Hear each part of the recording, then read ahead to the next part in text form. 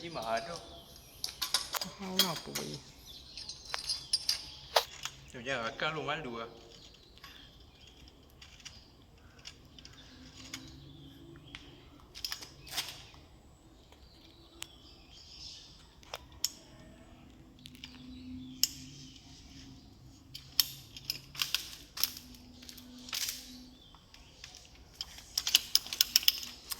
Aish.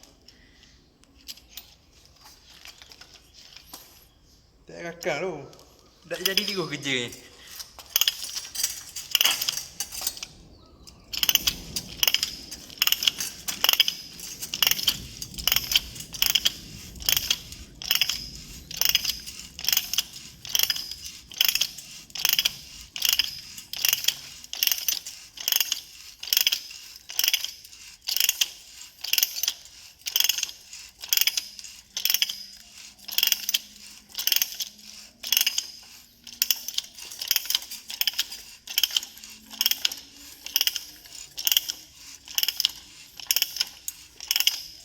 Dah cukup lah, jangan semangat sangat.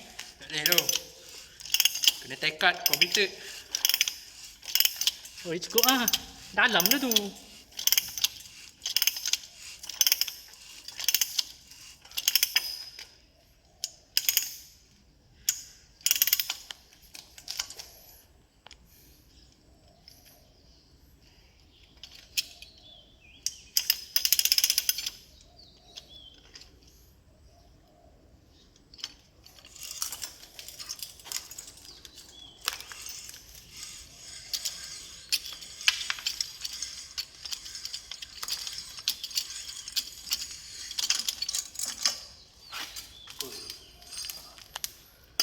Boleh jadi content creator ni. Okay guys, try. Baik bos. Sedia untuk dimasuk. Alah, tengok buat video ni lah dah masuk. Mantap Okay, bos. cabut balik. Dalam tu gosok. Tak payah gosok lah. Gosok. Ni pelayar. Baik bos. Okey, gambar menunjukkan pekerja sedang menggosok. Okey. Okay, rasa dulu Faiz.